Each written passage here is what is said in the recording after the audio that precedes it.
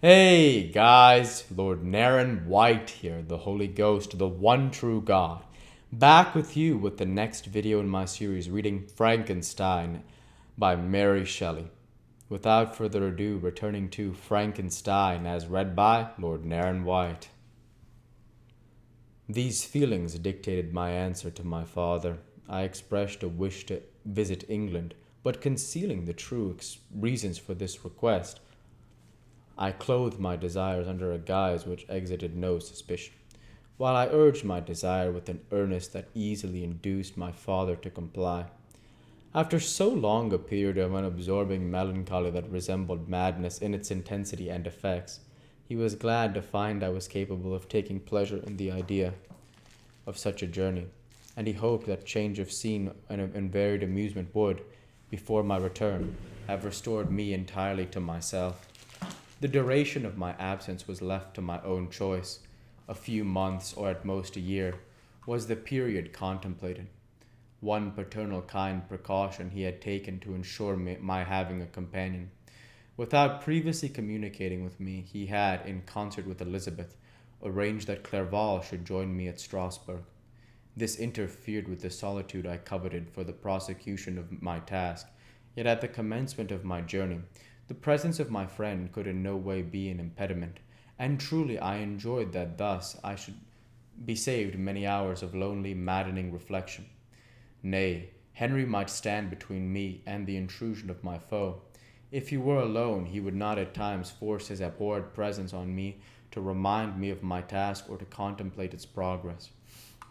To England, therefore, I was bound, and it was understood that my union with Elizabeth should take place immediately on my return. My father's age rendered him extremely averse to delay.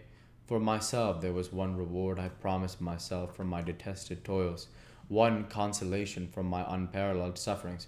It was the prospect of that day when, enfranchised from my miserable slavery, I might claim Elizabeth and forget the past in my union with her. I now made arrangements for my journey, but one feeling haunted me which filled me with fear and agitation. During my absence, I should leave my friends, unconscious of the existence of their enemy, and unprotected from his attacks, exasperated as he might be by my departure. But he had promised to follow me wherever I might go, but he would not accompany me to England. This imagination was dreadful in itself, but soothing inasmuch as it supposed the safety of my friends.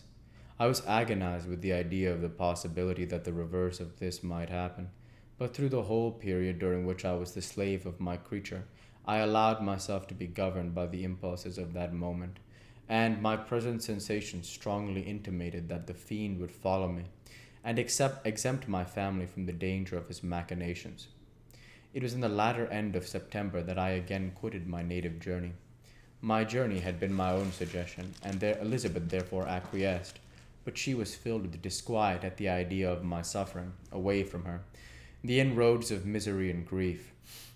It had been her care which provided me a companion in Clerval, and yet a man is blind to 1,000 minute circumstances which call a woman's sedulous attention. She longed to bid me hasten my return. 1,000 conflicting emotions rendered her mute as she bade me a tearful, silent farewell.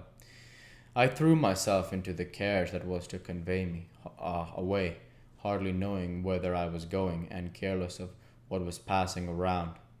I remembered only, and it was with a bitter anguish that I reflected on it, to order that my chemical instrument should be packed to go with me. Filled with dreary imaginations, I passed through many beautiful and majestic scenes, but my eyes were fixed and unobserving.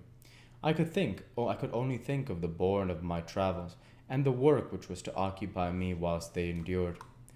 After some days spent in listless indolence, during which I traversed many leagues, I arrived at Strasbourg, where I waited 2 days for Clerval.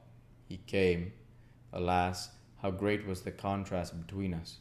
He was alive to every new scene, joyful when he saw the beauties of the setting sun, and more happy when he beheld it rise and recommence a new day. He pointed out to me the shifting colors of the landscape and the appearances of the sky. "This is what it is to live," he cried. "How I enjoy existence! But you, my dear Frankenstein, Wherefore are you desponding and sorrowful? In truth, I was occupied by gloomy thoughts, and neither saw the descent of the evening star, nor the golden sunrise reflected in the Rhine. And you, my friend, would be far more amused with the journey of Clerval, who observed the scenery with an eye of feeling and delight than in listening to my reflections. I, a miserable wretch, haunted by a curse that shut up every avenue to enjoyment.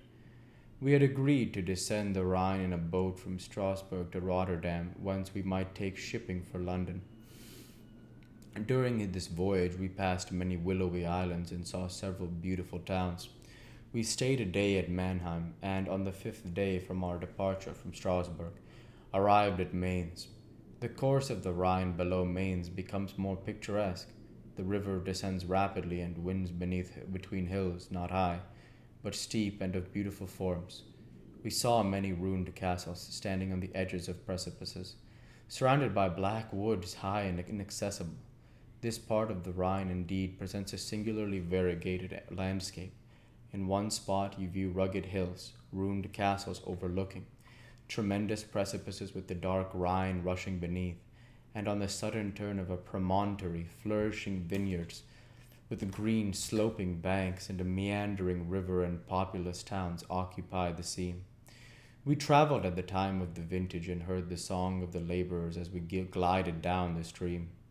Even I, depressed in mind, and my spirits continually agitated by gloomy feelings, even I was pleased. I lay at the bottom of the boat, and as I gazed on the cloudless blue sky, I seemed to drink in a tranquillity to which I had long been a stranger. And if there were my sensations, who can describe those of Henry? He felt as if he had been transported to fairyland and enjoyed a happiness seldom tasted by man. "I have seen," he said, "the most beautiful scenes of my own country. I have visited the lakes of Lucerne and Uri, where the snowy mountains descend almost perpendicularly to the water, casting black and impenetrable shades, which would cause a gloomy and mournful appearance, were it not for the most verdant islands that relieve the eye by their gay appearance. I have seen this lake agitated by a tempest, when the wind tore up whirlwinds of water, and gave you an idea of what the waterspout must be on the great ocean, and the waves dashed with fury the base of the mountain, where the priest and the mistress were overwhelmed by an avalanche, and where their dying voices are still said to be heard amid the pauses of the nightly wind.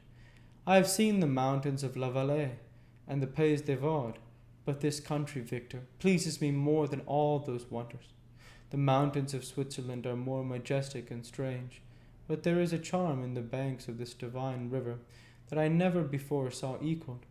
Look at that castle which overhangs yon precipice, and that also on the island, almost concealed amongst the foliage of those lovely trees, and now that group of laborers coming from among their vines, and that village half hid in the recess of the mountain. Oh, surely the spirit that inhabits and guards this place had a soul more in harmony with man than those who pile the glacier or retire to the inaccessible peaks of the mountains of our own country."